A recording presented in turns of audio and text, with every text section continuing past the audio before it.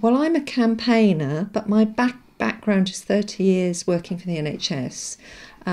So I'm not associated to a political party particularly, but as part of my nursing, I've always been encouraged to be the patient's advocate, and that's something you can't just switch off when you retire. So I'm for the rights of the patient, basically. This all started 2016 and came about because everybody in Dorset were given this document to fill in from the Dorset CCG that was looking to change our health services.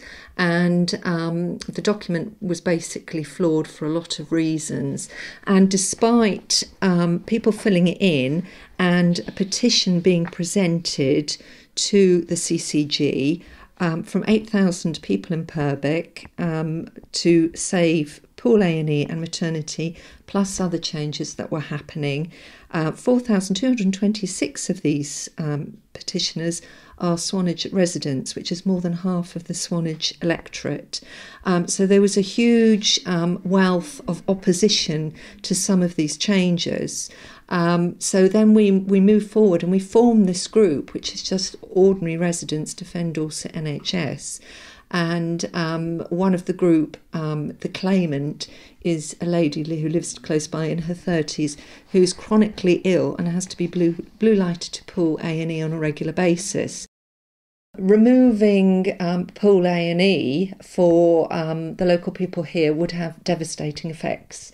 So we decided to start campaigning to try and refer these plans to the Secretary of State for Health to fight our cause. And we didn't get enough support from some of the politicians, so we decided as a group that we would take it through the judiciary system. And we managed to find a solicitor, Lead A, in London, who thought we had a good argument for many reasons, and then we crowdfunded to raise the money to start off the process. So the crowdfunding worked really well for us. There was a huge amount of support.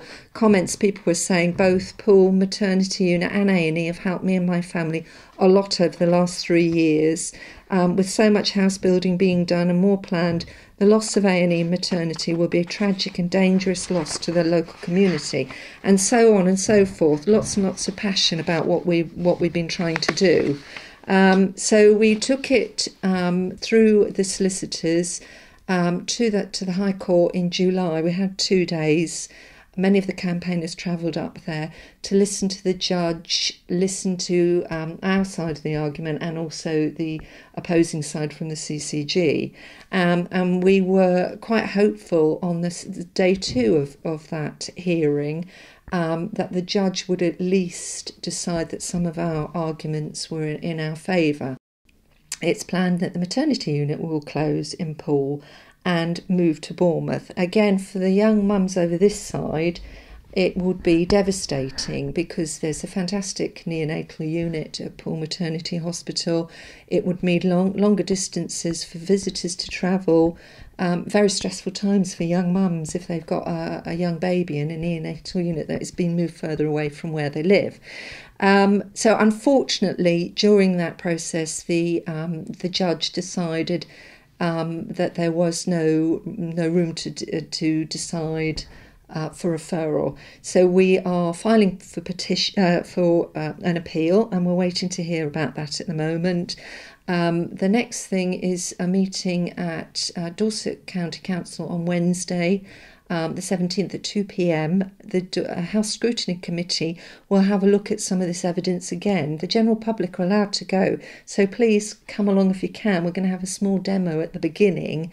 If you want to submit a question, you have to do it in advance, and you're only allowed 3 minutes to ask that question. So my question will be, when the CCG have been asked about NHS staff recruitment, no evidence has been provided to support the radical changes that are being proposed. If closures to beds and an A&E department happen, where will the staff go? They may be expected to move to another area of expertise and would have to travel further. An opportunity for some to simply say they've had enough. and the number of staff redundancies is purely guesswork.